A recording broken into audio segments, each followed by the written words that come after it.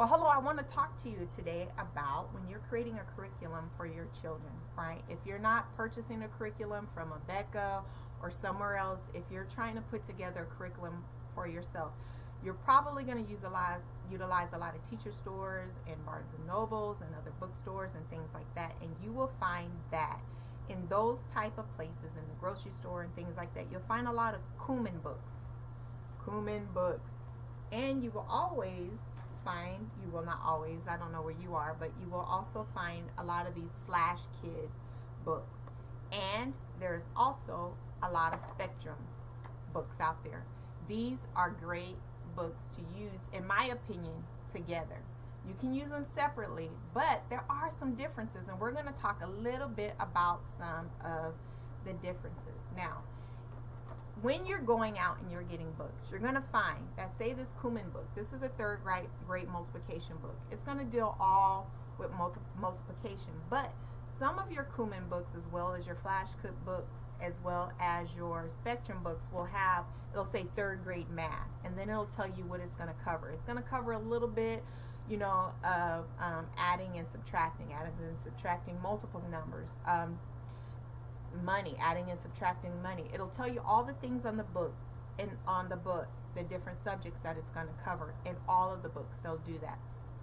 On the back of the books, it'll also tell you the different types of books that they have. So here for Kumon, they have, for first grade, they have addition, subtraction. Second grade, they have addition, subtraction. Third grade, they have addition, subtraction, a multiplication book, a division book. Fourth grade, they have division, decimals and fractions. Fifth grade, decimals and fractions and fractions. They also have some geometry and some word problems from different grades, but they'll break it down to you on the back of all the books, what they have, and all the different grade levels and the books, the things that they cover in that. But when you get these books, what I have found, right, Flash Kids is a lot of fun for kids.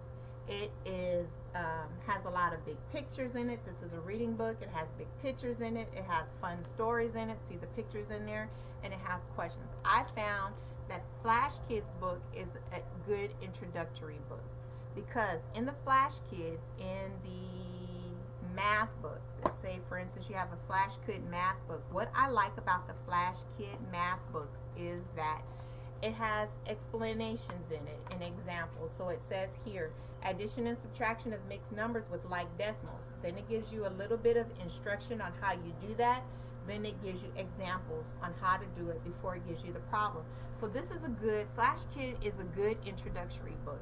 It's simple, it's easier, it helps to step you through things. Now in all of these books, you're not going to get a big section like you would say in an Abeka math book. You're not going to get, 5 pages or 20 pages or 10 pages of just adding and subtracting the same type of thing to get redundancy so that they can really learn it.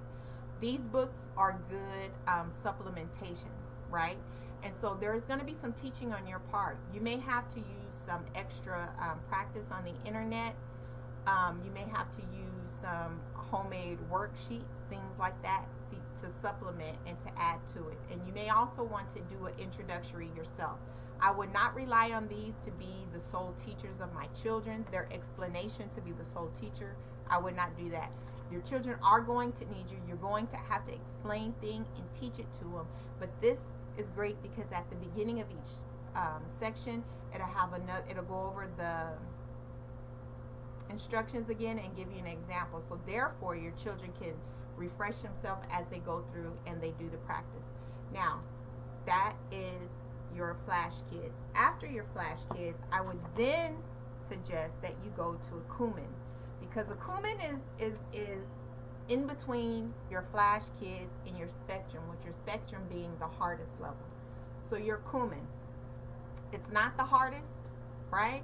It's not as easy, I guess you could say, as a Flash Kids. Now I'm saying easy, but it's not necessarily easy if it's introductory, it's new work, right? This is a good place to start.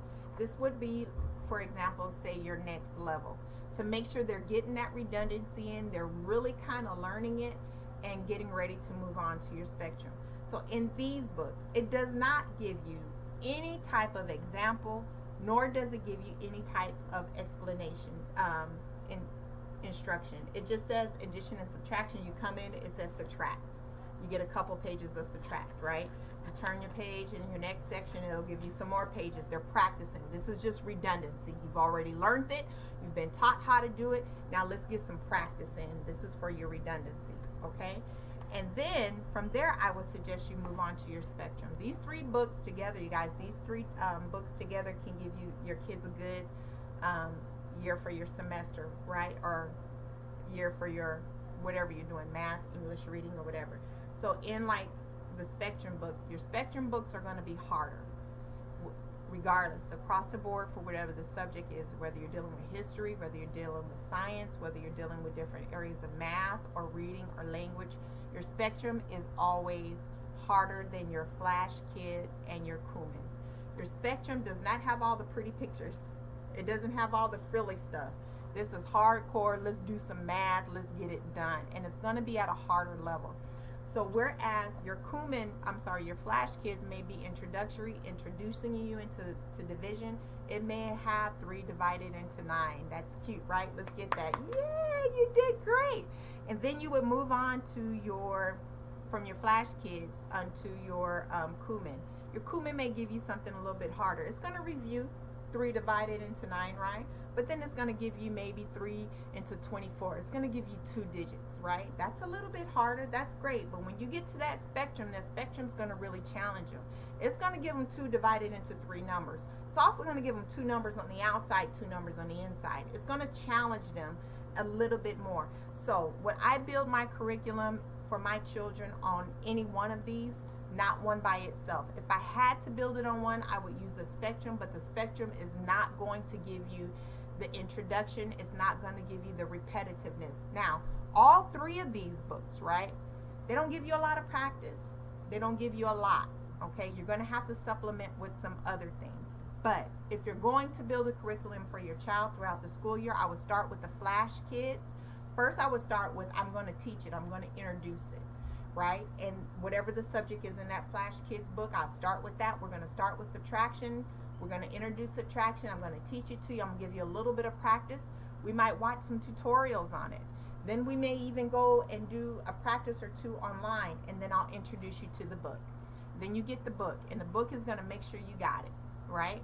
Now, if you're going to do the Flash Kids first, you may not want to do the tutorial. You may not want to go online. You may want to get right into the book. You introduce it, you get right into the book, great. But it's not going to give you all the repetitiveness your child is going to need to make sure they got it down pat. And the thing about math is it builds upon itself. And the only way to really get it is practice, practice, practice. So redundancy is good when you're dealing with math. So you use that Flash Kids, you're introducing it, you're teaching it to them, you're introducing it to them. They're working in the Flash Kids. Let them finish the Flash Kids book. When they're done with the Flash Kids book, this is what I do with my children. I then introduce them to the Kumon book. The Kumon's a little bit harder, right? It's got the pretty pictures and all that fun stuff for kids and the fun learning in it.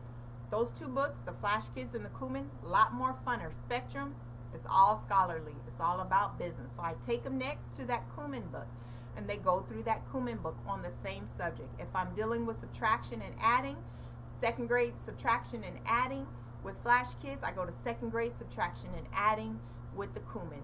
Once I'm done with the Kumon book, we then go to the 2nd grade subtraction and adding with the spectrum. The spectrum ends my year off.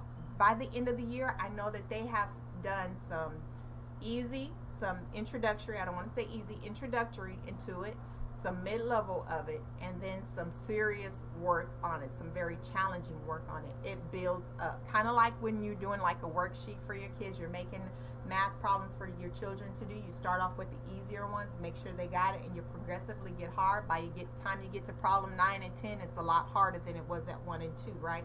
Same thing with these books. These are great books if you use them together. I would suggest you use them together. I actually use them together for my children. These are not the only things that I use for them because my school has a different swing to it, as well as your school should have a different swing to it. If you only wanted to use these books, I would say it would give you a really good school year lesson for each thing for your children. So that's my review of that. Those are my suggestions for that. Spectrum, Kumon, and Flash Kids.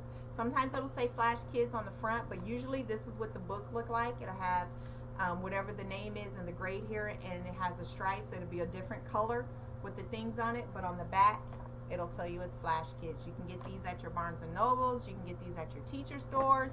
You can get these at different types of bookstores oftentimes, and sometimes you can find them in your local Walmart. All right, hope that was helpful for you. Until next time, bye.